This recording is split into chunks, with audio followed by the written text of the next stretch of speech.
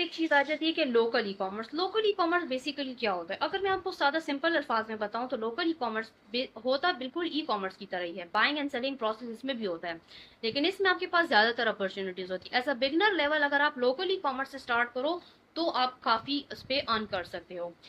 इसमें इस तरीके से होता है कि आपके हर सिटी का जो होता है, हर कंट्री हर सिटी का एक स्पेसिफिक एरिया होता है, एक ऐसा मार्केट प्लेस होता है जहां पर आपको होलसेल पर चीजें मिलती हैं।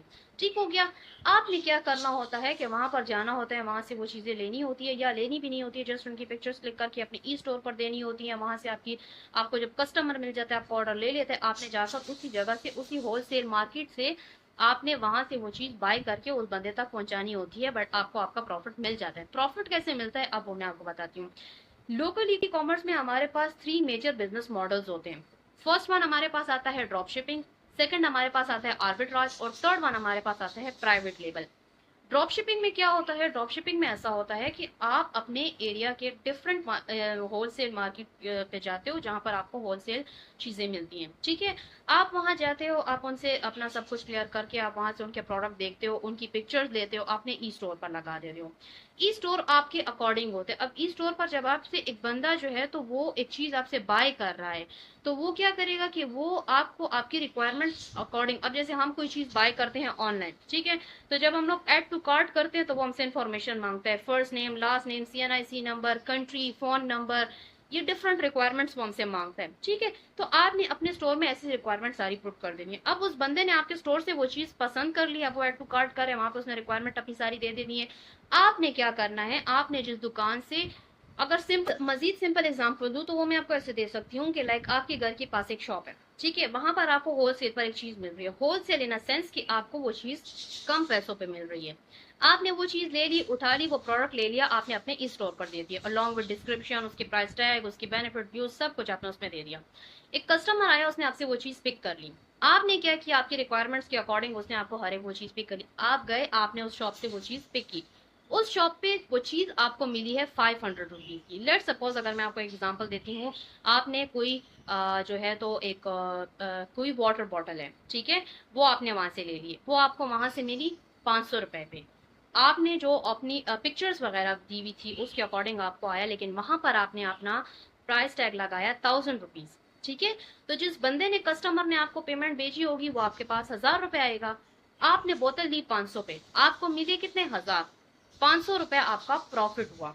ड्रॉप शिपिंग ये चीज होती है। अगर सेकेंड है आर्बिट्राज। आर्बिट्राज और ड्रॉप शिपिंग ऑलमोस्ट सेम चीज होती है, लेकिन आर्बिट्राज में क्या होता है कि आपने डिफरेंट ऐसे एरियाज में जाते हो, ठीक है, ऐसे स्टोर्स पर जाते हो, और आप उन लोगों के साथ अपनी ड्रॉप शिपिंग का सारा कुछ क्लियर करते हो। फिर आप उनसे ये चीज वो करते हो कि भाई हम लोग ड्रॉप शिपिंग का काम कर रहे हैं। वो आपको अपना व्हाट्सएप नंबर या जो भी होता है वो आपको अपना कॉन्टेक्ट दे देते हैं।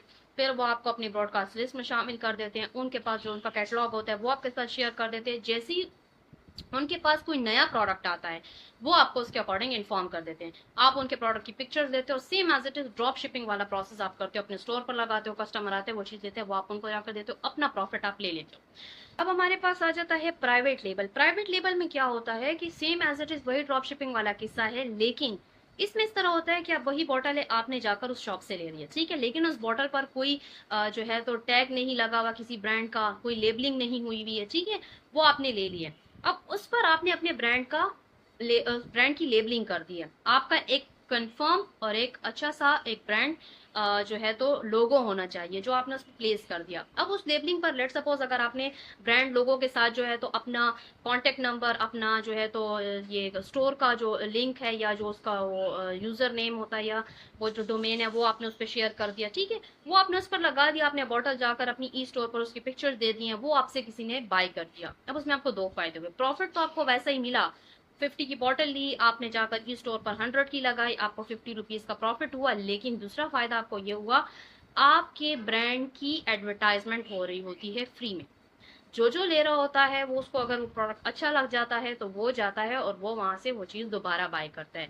But keep that in your mind कि आप लोगों ने हमेशा प्रोडक्ट कभी भी खराब नहीं चूज करना, ठीक है। इस चक्कर में नहीं कि आपने कहीं जाके सस्ती चीज ले ली है और वो खराब है, तो वो आपका जो स्टोर की रेपो है, आपका जो ब्रांड है, वो बहुत डाउन कर देगी। होलसेल पर अच्छी चीजें भी मिलती हैं, आपने हमेशा अच्छी चीज को लेना है, ठीक है।